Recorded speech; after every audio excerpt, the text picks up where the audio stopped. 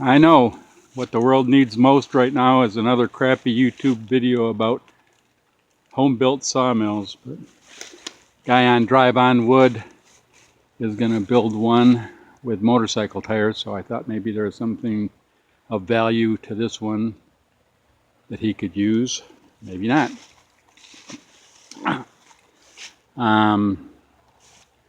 Pretty simple. It's just a angle iron brace with some grooved wheel that follow a track. I didn't have any angle iron when I built this, but I did have these bent plates with a 90-degree bend in them, so they work just as well as the angle iron. The carriage frame here is made out of these. This is a mobile home frame. I had a whole mobile home frame here at one time. I've used it for a lot of things. Anyways, this was split down. These frames rails were split down the center, and then on the bottom of them I just welded a piece of angle iron to turn it into a channel and run the tires in between them. The one advantage to using motorcycle tires is that the axle runs all the way through, so there's no side deflection like you have with something that's got a hub that comes out off of a frame, just a single frame in the back. These tires are, this axle goes all the way through these two frames and holds them pretty well. Let me get around the other side here without trying to make you seasick. The other advantage of using the motorcycle tires over some things is that each side can be adjusted with these screws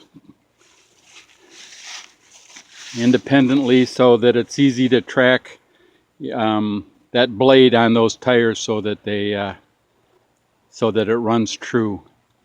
Not so easy on some other ways to build this.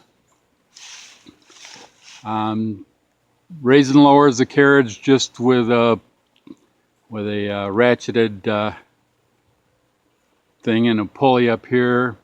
On top, this is something I haven't really seen anybody else do, maybe for good reason. Is a spring from a garage door. It's and then there's two pulleys, garage door pulleys up there, and a ratchet strap runs down to the carriage. Well, when this is wound up, and the spring is wound up with tension, which it is now, it carries most of the weight of this carriage so that it's easy enough to raise and lower without any kind of real strain.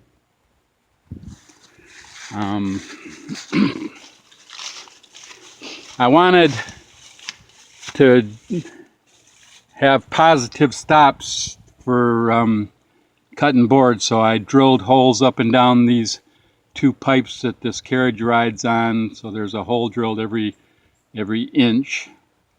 And so as I raise and lower the carriage to a certain height, then I stick this is a screwdriver I'm just using as a pin to go through those holes. So that holds that bottom of that carriage exactly in that position, and it keeps it level, and no issues with that. It's a Predator 420cc engine. It works all right. You know, it's not like you're having any real power there, but if you go at a moderate pace, then that's fine. The engine sits on a motor mount that has two rods that run through it. Trying to get you some kind of a picture here. And then through the middle of that is a long all-thread bolt. Then there's this Harbor Freight impact wrench that hook an air hose up to that and pull the trigger, and it'll move that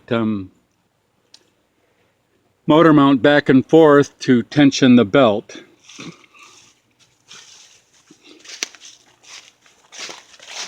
Originally I had A belts on this thing, and they used to slip, and it was a pain in the ass. But after I bought B belts and put it on there, then I didn't have any more problem like that. So I definitely recommend using the bigger, thicker belt.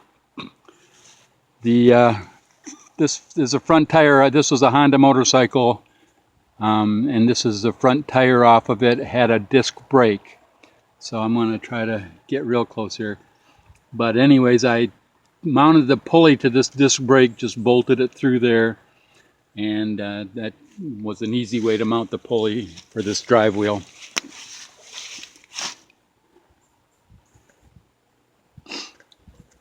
So I recommend that. That was a stroke of luck for that.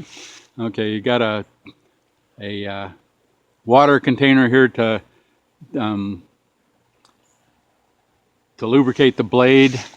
You could put a lot of stuff in there. I've heard a lot of people put stuff in there, but I only cut hardwoods. I don't really have any problem with pitch or anything like that. So the water is all I've really needed to make this happen, make it work well. Now it's going to be really hard to see, but these blade guides are made just about like a guide for a bandsaw, a shop bandsaw would be. A little grooved wheel in the back that the blade butts up to, and then two rollers on top and bottom to hold it in position. But if I was going to build this again, this is a tensioning wheel, belt tensioning wheel off a Dodge truck. And I would just use this wheel to let the blade ride in that for a blade guide. That's the way the Wood-Misers do, and quite a few other ones. So probably definitely an easier way to do it. I spent a lot of time trying to find the bearings in that little grooved wheel for those, and this is readily available anywhere in the junkyard. And this has got just regular dogs that hold the log, push those into the log and lock them down, and it holds the log from moving laterally. And most people that build these things use like a sliding square tube to hold the back of the log, but a lot of them seem to forget that they've got that in there, and then they run the blade into the tubing and screw up their blades. So I thought, well, I'll just use these 2x6s. The blades just ride on these 4x4. I mean, the logs just sit on these 4x4s alongside, up and down the base. And so I just screw these 2x6s into the bottom of that 4x4, and then screw it into the log just to hold it in position. And that way, if as I'm cutting through the logs, I just cut through that 2x6. It's just a sacrificial thing. I just make sure that I'm not going to hit the screw. And I think that was a better way to do it, at least better way for me. So anyways, that's just about all there is to this. I don't use it a real lot. I plan on using it a lot more. But there's a cover for the blade guard, and that's just about all there is to say about this.